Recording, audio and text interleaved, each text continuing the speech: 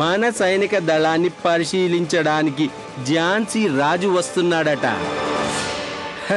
Cheers.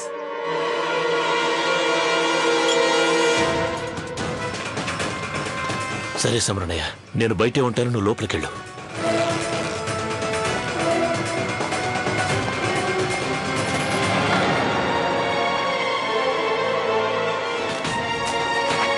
త్వరగా కానీ అన్నయ్య, త్వరగా.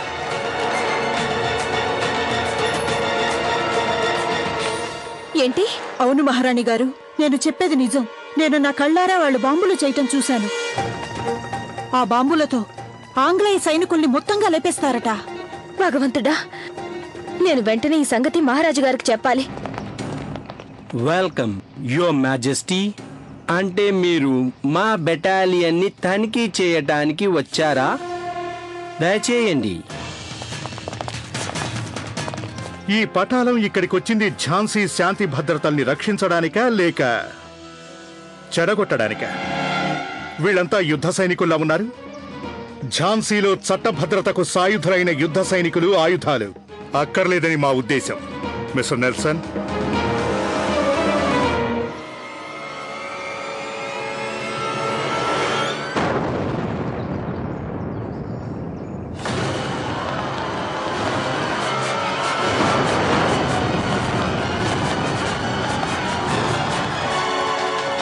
మహారాజా,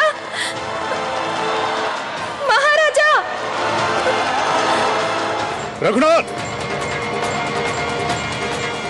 మహారాజా, మహారాజా, మీకేం కాలేదుగా? మీరిక్కడికి కూడా తయారయ్యారా? మేం మీకిచ్చిన ప్రత్యామ్నాయాలలో మీరు దీన్ని ఎంచుకున్నారన్నమాట. రఘునాథ్! గంగనా, పారిపో ఇక్కడి నుంచే. ఏమిటి సమరన్నయ్య, నేను కూడా మన స్వరాజ్యం కోసం ప్రాణాలను ఇవ్వదలిచాను సమరన్నయ్య. ఏంటి మీరు ఒక్కరేనా?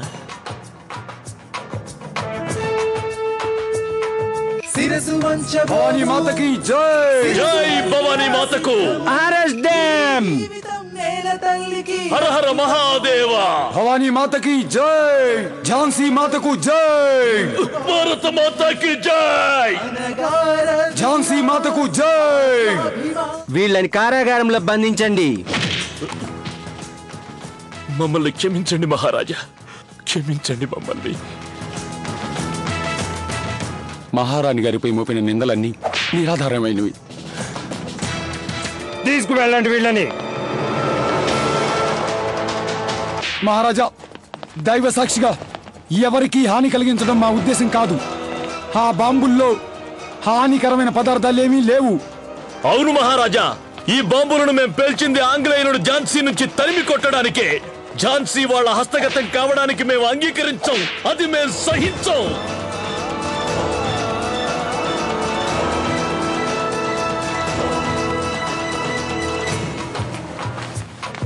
భారతదేశం అంతటా చెలరేగిన క్రాంతి గురించి జాన్ లాంగ్ తన పత్రిక ద్వారా ప్రచురించి ప్రచారం చేశాడు.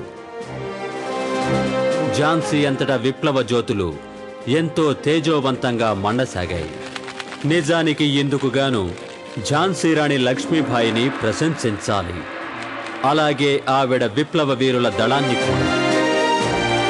ఆ పత్రిక నిజాలు రాస్తోంది. ఇండియాను సపోర్ట్ చేస్తున్న ఈ ఇంగ్లీష్ వాడెవడో.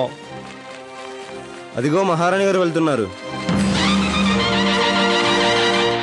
ప్రస్తుతం ఒకే ఒక్క గ్లాస్ నీళ్లు ఉన్నాయి. ఇవి మీ ఇద్దరిలో ఒక్కడికి మాత్రమే సరిపోతాయి. తేల్చుకోండి, ఎవరికి ఇవ్వమంటారు? నువ్విచ్చే నీళ్లు నాకొద్దు. అన్ని ఉమ్మాలనుంది నువ్విచ్చిన నీళ్ల మీద, నీచుడా.